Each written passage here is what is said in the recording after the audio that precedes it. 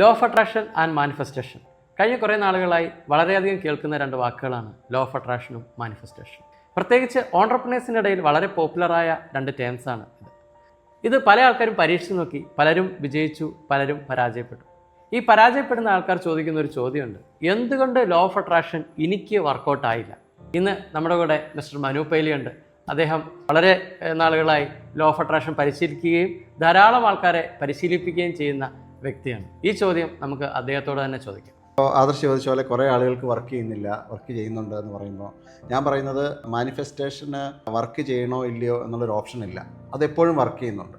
എന്താണോ നമ്മളുടെ മുഖം, അതാണ് നമ്മുടെ മിററിൽ റിഫ്ലക്റ്റ് ആവുന്നത്. അതുപോലെ തന്നെയാണ് മാനിഫെസ്റ്റേഷൻ എന്ന് പറയുന്നത്. അപ്പോൾ ഞാൻ പറയുന്നത് നമ്മുടെ ഒരു വൈബ്രേഷൻ ഫ്രീക്വൻസി, നമ്മുടെ മൈൻഡ്, നമ്മുടെ ഇമോഷൻസ്, നമ്മുടെ ബോഡിയുടെ എനർജി, ഇതിൻ്റെ എല്ലാം ഒരു കോമ്പിനേഷനാണ് നമ്മുടെ വൈബ്രേഷൻ ഫ്രീക്വൻസി എന്ന് പറയുന്നത്. അപ്പോൾ അതെന്താണോ എക്സാക്ട്ലി അതാണ് നമ്മുടെ ലൈഫിൽ നിന്നും നമ്മൾ റിഫ്ലക്റ്റ് ചെയ്യുന്നത്.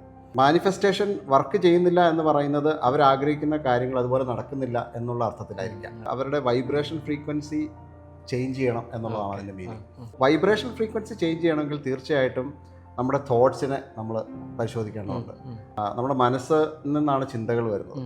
അപ്പോൾ ചിന്തകൾ എന്ന് പറയുന്നത് ബ്രെയിൻ ഇൻ ആക്ഷനാണ്. അതായത് നമ്മുടെ തലച്ചോറിൽ വരുന്ന ചില രാസപ്രവർത്തനങ്ങൾ. മോർ ദാൻ 96 ബില്യൺ ന്യൂറൽ പാതകളുടെ ഒരു നെറ്റ്വർക്കാണ് നമ്മുടെ തലച്ചോറ് എന്ന് പറയുന്നത്.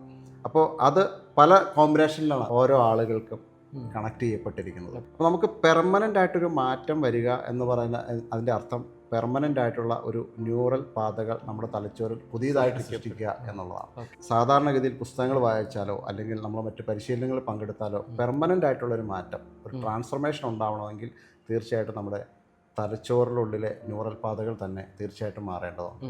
മനുഷ്യൻ ശരിക്കും ഇതിനെക്കുറിച്ചുള്ള കോഴ്സുകൾ എടുക്കാറുണ്ട്. അപ്പോൾ ആ കോഴ്സിനെ കുറിച്ചൊന്ന് പറഞ്ഞിരുന്നു. Manifestation matrix. ഈ മാനിഫെസ്റ്റേഷൻ മെട്രിക്സ് എന്ന് പറയുന്നത് മാനിഫെസ്റ്റേഷൻ്റെ പിന്നിലെ സയൻസാണ്. ഇതൊരു പ്രൊഡക്ടിവിറ്റി ടൂളാണ്. അപ്പോൾ ഇതിൻ്റെ പിന്നിലെ ഒരു ന്യൂറോ സയൻസ്. നമ്മളെങ്ങനെയാണ് നമ്മളുടെ ബ്രെയിൻ ഒരു കാര്യത്തിൽ തന്നെ ഫോക്കസ് ചെയ്യുകയും മറ്റ് ഡിസ്ട്രാക്ഷൻസിനെ ഫിൽട്ടർ ഔട്ട് ചെയ്യുകയും ചെയ്യുക, അത് വളരെ ക്ലിയർ ആയിട്ട് എക്സ്പ്ലെയിൻ ചെയ്യുന്ന പ്രാക്ടിക്കൽ ഓറിയൻറ്റഡ് ആയിട്ടുള്ള ഒരു പ്രോഗ്രാമാണ്. 3 ദിവസത്തെ പ്രോഗ്രാമാണ്.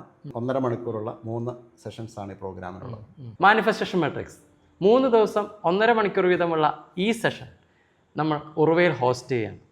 നിങ്ങൾക്ക് മാനിഫെസ്റ്റേഷനെ കുറിച്ച് കൂടുതൽ അറിയാനുണ്ടെങ്കിൽ, ഇല്ലെങ്കിൽ മാനിഫെസ്റ്റേഷൻ എന്തുകൊണ്ട് എനിക്ക് വർക്കൗട്ട് ആയില്ല എന്ന ചോദ്യം നിങ്ങളുടെ ഉള്ളിലുണ്ടെങ്കിൽ ഉറപ്പായിട്ട് നിങ്ങൾ രജിസ്റ്റർ ചെയ്യുക. ഇത് നിങ്ങൾക്ക് വളരെയേറെ ഉപകാരപ്രദമാകും.